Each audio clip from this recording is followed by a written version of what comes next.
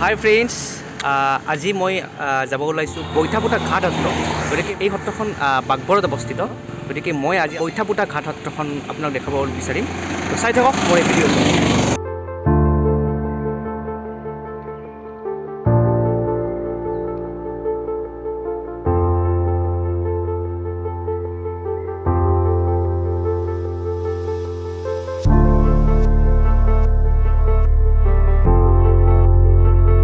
মহাপুৰুষ শ্ৰী শ্ৰী মাধৱদেৱে যেতিয়া কোচবিহাৰলৈ ভটিয়াই যায়, তেতিয়া বাগবৰৰ ব্ৰহ্মপুত্ৰ নদীৰ ঘাটত গুৰুজনাৰ নাৱৰ বঠা এখন পুতি তাত এগুচি চাকি জ্বলায় আৰু পিছলৈ এই চাকিগুচি স্থানীয় লোকলৈ দি যায়। আৰু এনেদৰেই বাগবৰত বৈঠাপুটা ঘাট সত্ৰৰ প্ৰতিষ্ঠা হয়।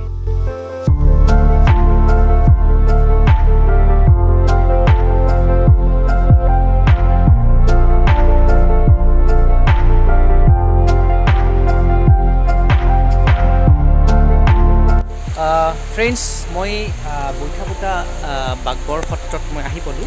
মই এতিয়া আপোনালোকক দেখাই আছোঁ এই সত্ৰৰ ভিতৰুৱা দৃশ্যবোৰ। চাই থাকক এই ভিডিঅ'টো।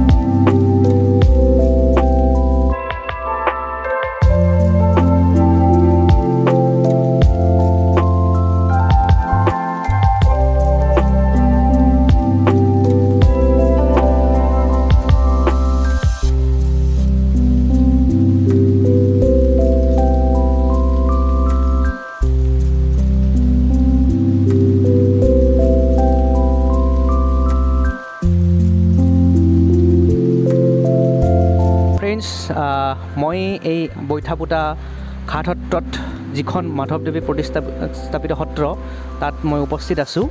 আৰু মই আপোনালোকক দেখাব বিচাৰিছিলোঁ যে এই বাগবৰত এই অৱস্থিত এই সত্ৰখন, তাৰ যিটো পৰিৱেশ আৰু ইয়াত কেনেধৰণৰ মানে এটা পৰিৱেশ, সত্ৰীয়া যিটো পৰিৱেশ, মই আপোনালোকক সকলোখিনি দেখাবলৈ চেষ্টা কৰিছিলোঁ। তো মোৰ লগত আছে এই সত্ৰখন পৰিচালনা কৰা এজন স্থানীয় ব্যক্তি। গতিকে তেওঁৰ পৰা মই জানিব বিচাৰিম এই সত্ৰখনৰ কিছু পুৰণি কথা। তো দাদা নমস্কাৰ, মোৰ নাম শ্ৰী অনন্ত তালুকদাৰ। আমাৰ গুৰুজনাই মহাপুৰুষ মাধৱদেৱ, তেওঁ যেতিয়া কোচবিহাৰ মধুপুৰ সত্ৰলৈ ভটিয়াই যায় তেতিয়া নাৱেৰে গৈছিলে। আৰু সেই সময়তে তেওঁ বৰপেটাৰ পৰা এনেকৈ তেওঁ ভটিয়াই আহোঁতে গধূলি হ'ল। আৰু গধূলি হওঁতে তেওঁ ঠিক ইয়াতে সন্ধিয়া কৰিলে, চাকি বন্তি বঠিয়াৰ ওপৰত জ্বলায়। আৰু সেই হিচাপে আমাৰ এই সত্ৰখনৰ নাম বাগবৰ বৈঠাপুটা ঘাট সত্ৰ। আৰু ঠিক তেনেদৰে তেওঁ দিয়া এই বন্তিগুচি আমি সমূহ ৰাইজে তেওঁৰ চৰণত আশীৰ্বাদ লৈ আমি আজিলৈকে চলাই আছোঁ, চাকি বন্তি জ্বলাই আছোঁ। আৰু সত্ৰৰ নিয়ম নীতি অনুসৰি ঠিক বৰপেটা সত্ৰৰ নিচিনাই এই নিয়মেৰে তেনেকৈ আমি আগৰ পৰাই চলাই আহিছোঁ। বৰপেটা সত্ৰৰ যি পৰম্পৰাগত নীতি সেই সকলোখিনি একে প্ৰথাৰে এই সত্ৰখনতো একে পদ্ধতিতে দৌল মহোৎসৱ হয়, দৌল মহোৎসৱ হয়। তাৰপিছত গুৰুজনৰ তিথি হয়, মাধৱদেৱৰ, শংকৰদেৱৰ, আৰু আহি আছে শংকৰদেৱৰ জন্ম উৎসৱ। আমি সেই উৎসৱো পালন কৰিম। মানে গোটেইখিনি তেওঁৰ যিখিনি গুৰুজনাৰ নিয়ম নীতি সেই অনুযায়ী আমি গোটেইখিনি ইয়াতে চলাই আছোঁ। আৰু দূৰ দূৰণিৰ পৰাও মানুহ যথেষ্ট আহে ইয়াত মানে অতিথিশালাও আছে। এই সত্ৰখন চাবলৈ আপোনালোকে আহক। ইয়াত অতিথিশালাও আছে আৰু সম্পূৰ্ণ থকাৰ ব্যৱস্থা আছে আৰু আছে। মানে ইয়াত শংকৰদেৱে যেতিয়া মানে উভতি গৈছিল ঘাটত নাৱৰ যিখন বঠা, শংকৰদেৱ নহয় মাধৱদেৱ নাৱৰ বঠাখন তাৰমানে পুতিছিল, তাত এগছি চাকি জ্বলাইছিল আৰু সেই চাকি গছাই মানে বাঘবৰৰ আমাৰ ৰাইজক তেওঁ দি যায়। আৰু সেই চাকি গছাই আজিলৈকে আমি তেওঁৰ সেই বৈঠাপুতা ঘাট সত্ৰ নামকৰণ কৰি আজিলৈকে আমি জ্বলাই আহিছোঁ। সেই এই আগৰ যি চাকি জ্বলি আছে, আজিও সেই চাকি গছি তেওঁ চলি আছে। যি গছি চাকি মাধৱদেৱে জ্বলাইছিল, সেই গছি চাকি আজিও ইয়াত জ্বলি আছে। গতিকে 500 বছৰ পুৰণি, 500 বছৰ নিশ্চয় হ'ব। গতিকে সেই পুৰণি চাকি গছি আজিও জ্বলি আছে আৰু এয়া হ'ল সেই সত্ৰ।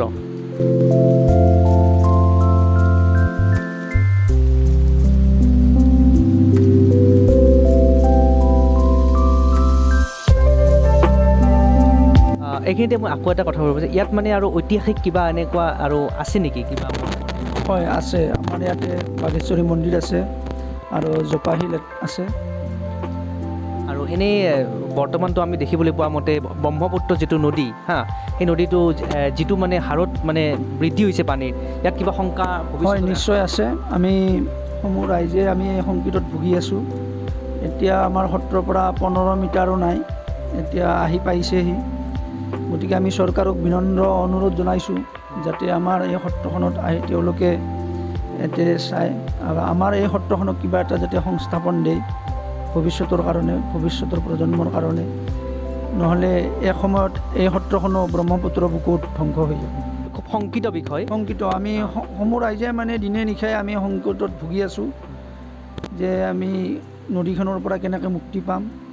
গতিকে আমি ৰাইজকো সমূহ চৰকাৰকো আমি জনাইছোঁ, আমাৰ প্ৰতিনিধি বিধায়ককো আমি জনাইছোঁ আৰু অলপ কেইদিন আগতে আমাৰ DC ছাৰ আহি গৈছে, তেওঁকো জনাইছোঁ এই সত্ৰখনৰ বিষয়ে।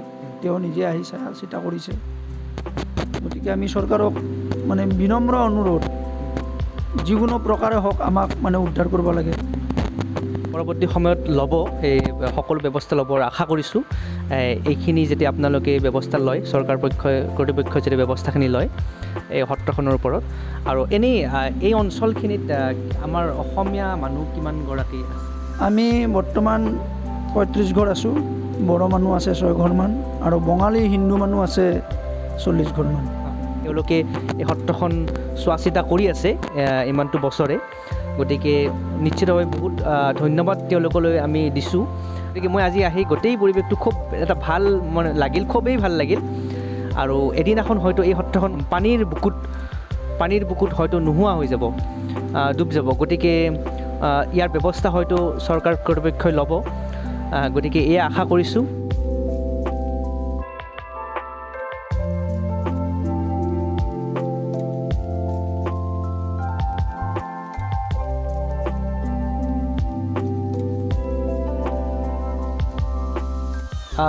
মই এটা কথা জানিব বিচাৰিম, এই যিটো পিছফালে যিটো গৃহ দেখিছে, এইটো হ'ল দেউল মঠ।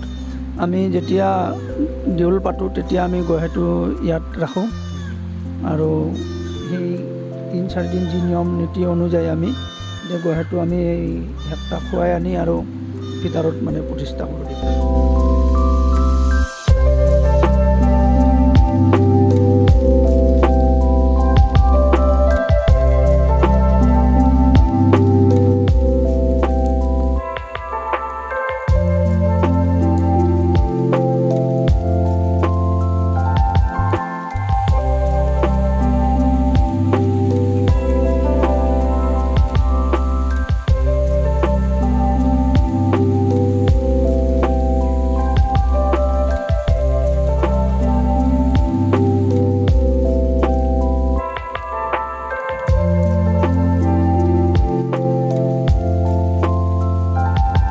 তো ফ্ৰেণ্ডছ, মই আৰু এটা কথা ক'ব বিচাৰিছোঁ। মোৰ পিছফালে থকা সেইখনেই হৈছে বৈঠাপুতা ঘাট সত্ৰ, মাধৱদেৱে প্ৰতিষ্ঠাকৃত বাঘবৰ সত্ৰ। আৰু আপুনি চাওক, এয়া হ'ল ব্ৰহ্মপুত্ৰ। তো চাওক কিমান ওচৰতে, সত্ৰখনৰ কিমান ওচৰতে ব্ৰহ্মপুত্ৰ আহিছে। তো খুব শংকিত বিষয় এটা এয়া নদী এয়া সত্ৰ তো ফ্ৰেণ্ডছ মই আজি এই বৈঠাপুটা